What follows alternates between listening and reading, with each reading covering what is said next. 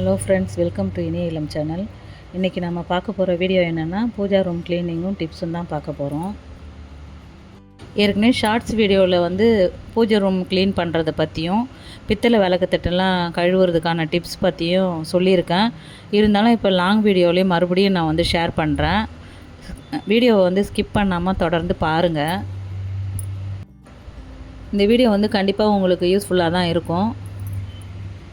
நிறைய shorts video தான் இப்போதைக்கு கொடுத்துக்கிட்ருக்கேன். ஏன்னா நான் ஃபேன்சி ஸ்டோர் வச்சுருக்கேன். எனக்கு பேத்திங்கெலாம் இருக்காங்க. அவங்கள பார்க்கவே எனக்கு டைம் இல்லை. அதனால் இதுக்கு இடையில் நான் வீடியோவும் எடுத்துக்கிட்டு இருக்கேன். அப்பப்போ கிடைக்கிற டைமில் நான் உங்களுக்கு யூஸ்ஃபுல்லாக இருக்கிற மாதிரி வீடியோலாம் கண்டிப்பாக தரேன், பாருங்கள். ரொம்ப நாளைக்கு அப்புறம் உங்கள்கிட்ட பேசுகிறது எனக்கு ரொம்ப ரொம்ப சந்தோஷமாக இருக்குது. டெய்லி சாமி ரூமில் நம்ம சாமி கும்பிட்றப்ப பாசிட்டிவ் வைப்ஸ் கிடைக்கணும். அதுக்காகவே நம்ம பூஜை ரூமை ரொம்ப சுத்தமாக வச்சுக்கணும். எந்த கெட்ட சக்தியும் நம்ம வீட்டுக்குள்ளே வராமல் பார்த்துக்கலாம். வாரம் ஒரு முறை கண்டிப்பாக க்ளீன் பண்ணணும். டீப் க்ளீன் பண்ணலைன்னா கூட அப்பப்போ காஞ்ச பூ இருக்கும். பச்சையாக எண்ணெய் ஊற்றி மீதி இருக்க எண்ணெய் அந்த இடம் க்ரீனாக இருக்கும். அதை டிஷ்யூ பேப்பர் வச்சு தொடச்சிட்டு வேறு திரி போட்டுக்கணும். இந்த மாதிரி சின்ன சின்ன க்ளீனிங் வேலை வாரம் வாரம் நம்ம செஞ்சுக்கிட்டே இருந்தோம்னா பூஜை ரூம் பார்க்குறதுக்கு எப்பயுமே க்ளீனாக இருக்கும். நான் அப்படி தான் பண்ணுவேன். பூஜை ரூமில் ஏன் காஞ்ச பூக்கள்லாம் இருக்கக்கூடாது அப்படின்னா, நம்ம இப்போ குளிச்சுட்டு சாமி கும்பிட போகிறோம் ஃபஸ்ட்டு, அதை தான் நம்ம பண்ணுவோம் இல்லைங்களா? அப்போ பார்க்கும்போது காஞ்ச பூ இருக்கும். ஐயோ, என்ன இது இப்போ அது ஒரு மாதிரி நெகட்டிவாக நம்மளுக்கு தோணும்.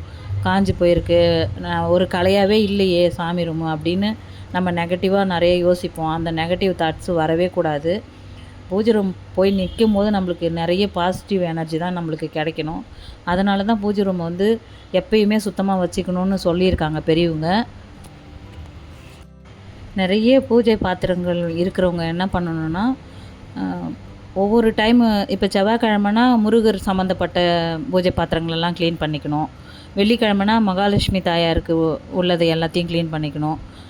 அப்புறம் அமாவாசை, கிருத்திகை அந்த மாதிரி ஒரு பெரிய விசேஷ நாளில், பௌர்ணமி அந்த மாதிரி தினங்களில் மாதம் மாதம் நம்ம டீப் க்ளீன் பண்ணி தான் ஆகணும். இப்போ நான் கிருஷ்ண ஜெயந்திக்காக கிருஷ்ணரை கலசத்தில் தான் வச்சு வழிபாடு பண்ண போகிறேன்.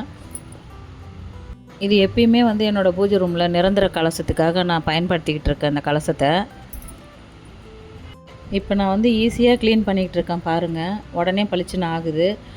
அதோட நான் என்னென்ன மிக்ஸ் பண்ணியிருக்கேன் சபீனாலனா, விம் லிக்யூடும் சால்ட்டு, ஆஃப் லெமன் தான் இப்போ தொட்டு விளக்கிக்கிட்டு இருக்கேன். ரொம்பலாம் அழுத்தி தேய்க்கவே வேண்டாம். லெமனில் லைட்டாக கொஞ்சம் ஜூஸ் வர மாதிரி பிழிஞ்சிட்டு அந்த சபீனா கலவையை கொஞ்சம் தொட்டு தொட்டு நம்ம தேய்ச்சோம்னா இந்த மாதிரி பளிச்சுன்னு விட்டுருது. எந்த மாதிரியான கரையாக இருந்தாலும் ரொம்ப 1 மந்த்து இருக்கும் நான் கலசம் விளக்கி. உடனே எப்படி பளிச்சுன்னு ஆகுது பாருங்கள். ரொம்ப ரொம்ப ஈஸியாக இருக்குது விளக்குறதுக்கு. இந்த சோப்பு தண்ணி போகிற வரைக்கும் ஃபுல்லாக எல்லாம் நம்ம விளக்குனது எல்லாத்தையும் வாஷ் பண்ணிடணும். வாஷ் பண்ணிவிட்டு அதுக்கப்புறம் ஃபைனலாக கோல மாவு போட்டு ஒரு தடவை மறுபடியும் விளக்கணும். விளக்கிட்டு பார்த்திங்கன்னா அந்த சோப்பு ஃபுல்லாக கெமிக்கல் எல்லாம் எடுத்துகிட்டு நம்ம சுத்தமான துணி வச்சு தொடச்சிட்டோம்னா 1 மந்த்துக்கு மறுபடியும் நம்ம விளக்கும் போது வேலை ஈஸியாக இருக்கும் நம்மளுக்கு. நீங்களும் அந்த மாதிரி செஞ்சு பாருங்கள். வீடியோவை ஸ்கிப் பண்ணாமல் தொடர்ந்து பாருங்கள், எனக்கு சப்போர்ட் பண்ணுங்கள். மகாலட்சுமி பூஜை எப்படி பண்ணுறதுன்னு அடுத்த வீடியோ தரேன், பாருங்கள். பூஜை பாத்திரங்கள்லாம் கம்மியாக இருக்கிறதுனால நான் சிங்கை ஃபுல்லாக தேய்ச்சி விட்டுட்டு ஒரு பெரிய தாம்பாளத்தட்டு வச்சு அது மேலே தான் நான் பூஜை பாத்திரம்லாம் இப்போ விளக்கிட்டுருக்கேன். இது 1/2 அன் ஹவரில் எனக்கு வேலை முடிஞ்சிடும். அதுக்குள்ளவே முடிஞ்சிடும். சப்போஸ் நிறைய டீப் க்ளீன் பண்ணணும், நிறைய பூஜை பாத்திரங்கள் விளக்கணும் அப்படின்னா கீழே 2 மேட் போட்டு 2 டப்பில் தண்ணி வச்சுட்டு உட்காந்து பொறுமையாக நான் விளக்கிடுவேன். எனக்கு கஷ்டம் தெரியாது. எல்லாமே பக்கத்தில் எடுத்து வச்சுப்பேன். துடைக்கிற துணியெல்லாம் எடுத்து வச்சுப்பேன். ஒரு 4 பூஜை பாத்திரம் விளக்கி கழுவிட்டு உடனே தொடச்சி பக்கத்துலேயே ஃபேன் போட்டு காய வச்சுடுவேன். ஃபுல்லாக க்ளீனாக தண்ணியெல்லாம் காஞ்சிடும். ஈரம்லாம் போன உடனே மஞ்சள் குங்குமம் வச்சு விட்டுருவேன்.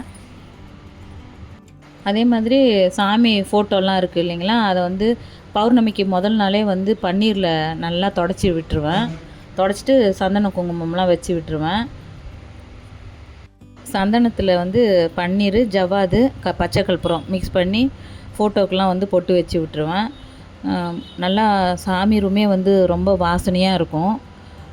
இப்போ நான் கிருஷ்ண ஜெயந்திக்கு தான் பூஜை ரூமை வந்து ரெடி பண்ணிகிட்ருக்கேன். இந்த கலசத்தில் தான் வந்து கிருஷ்ணரை வந்து ஆவாகனம் பண்ண போகிறேன். என்கிட்ட வந்து கிருஷ்ணர் சிலையோ ஃபோட்டோவோ எதுவுமே இல்லை. வாங்கணுன்னு ஒரு ஆசை இருக்குது, கண்டிப்பாக வாங்கிடுவேன். கலசத்துக்கு வந்து சங்கு, சக்கரம், பெருமாளோட நாமம் இதெல்லாம் வந்து போட்டு விட்டுட்டேன். கலசத்துக்கு அடியில் வந்து அட்சதை வச்சு தான் அது மேலே நிறுத்தியிருக்கேன். அதில் வந்து மகாலட்சுமியோட வெள்ளி காயின் வச்சுருக்கேன். இந்த கிருஷ்ண ஜெயந்தி பூஜைக்கு தேவையான பொருட்களில் வந்து முக்கியமானது வந்து வலம்புரி சங்கு, மகாலட்சுமிக்கு ரொம்ப பிடிச்சது. 7 முகம் விளக்கு ஏழுமலையானுக்காக வாங்கினேன் நான். அந்த 7 முகம் உள்ள விளக்கு, குத்து விளக்கு க்ளீன் பண்ணி வச்சுக்கிட்டேன். கண் திருஷ்டிக்கு போகிறதுக்காக கண்ணாடி பவுலில் வந்து லெமன் போட்டு வச்சுருக்கேன். இது மாதிரி ஒரு நல்ல தேங்காவாக எடுத்து அது ஃபுல்லாக மஞ்சள் நிறைய பூசி வச்சுட்டு சந்தனம் குங்குமம் வச்சு விட்டுட்டேன். கலசத்தில் வந்து தண்ணி என்னென்ன போடணும் அப்படின்னு உங்களுக்கு தெரிஞ்சிருக்கும். இல்லைனா ஒரு நிரந்தர கலசம் வைக்கும் போது எப்படி வைக்கணும் அப்படின்றது வந்து நான் வேற ஒரு பதிவில் நான் கண்டிப்பாக தரேன். இதுக்கு முக்கியமானது வந்து கலசத்துக்கு மா இலை. அது வந்து எண்ணிக்கை வைக்கணுன்னா 7, 5 அந்த மாதிரி வச்சுக்கலாம். எண்ணிக்கை இல்லாமல் வைக்கணும் அப்படின்னா அந்த நுனியில் கொத்தாக உடச்சி வைக்கும்போது நம்ம எண்ணிக்கை தேவையில்லை. நான் வந்து இன்றைக்கி கொத்தாக தான் உடச்சி வச்சுருக்கேன். அதை அப்படியே கலசத்தில் வச்சு தேங்காவை நிறுத்தி வச்சுட்டேன். கிருஷ்ணர் வந்து ஒரு சின்ன குழந்தையாக தானே இருப்பார் இப்போ நம்ம கிருஷ்ண ஜெயந்திக்கு கும்பிடும்போது. அதனால் ஒரு குட்டி கலசத்தில் பச்சரிசி வச்சு அதையும் நான் வந்து ஒரு கிருஷ்ணனாக நினச்சி மயிலிறகை வந்து அதில் வச்சு நான் வந்து டெக்கரேஷன் பண்ணிக்கிட்டேன். கலசத்துக்கு பூ நிறைய வச்சு விட்டுட்டேன். எப்படி நம்ம வந்து என்ன நினச்சி மனசு சந்தோஷமாக ஒரு தெய்வத்தை நம்ம கூப்பிட்றோமோ அப்படிலாம் நம்ம வந்து கூப்பிடலாம். இப்படி தான் செய்யணும் அப்படின்றது கிடையாது. ஓரளவுக்கு நமக்கு இருக்கிற நாலேஜை வச்சு பெரியவங்க சொல்கிறதையும் ஞாபகம் வச்சுக்கிட்டு நம்ம வந்து ஒரு பூஜையும் நம்ம வந்து முறையாக தெரிஞ்சுக்கிட்டு நம்ம பண்ணால் நல்லது. நான் அப்படி தான் எனக்கு தெரிஞ்சது, பெரியவங்க சொன்னதை வச்சு தான் நான் பண்ணிக்கிட்டு இருக்கேன். அவ்வளோதான், கிருஷ்ணர் வந்து ரெடி ஆகிட்டார். அடுத்தது பாதம் வரையணும் இல்லைங்களா, அதுக்கு பச்சரிசியை ஊற வச்சு நல்லா நைஸாக மிக்சியில் அரைச்சி எடுத்துக்கிட்டேன். அது கூட ஃபுட் கலரில் வந்து கிருஷ்ணர் கலர் ப்ளூ கலர் இருக்குது பார்த்திங்களா, அதை வந்து ஆட் பண்ணிட்டேன். இதை வந்து நான் ஷார்ட்ஸ் வீடியோவில் கொடுத்துட்டேன், இருந்தாலும் லாங் வீடியோவிலையும் நான் கொடுக்குறேன். இதோட நெக்ஸ்ட்டு பார்ட் வந்து வரும், கண்டிப்பாக பாருங்கள்.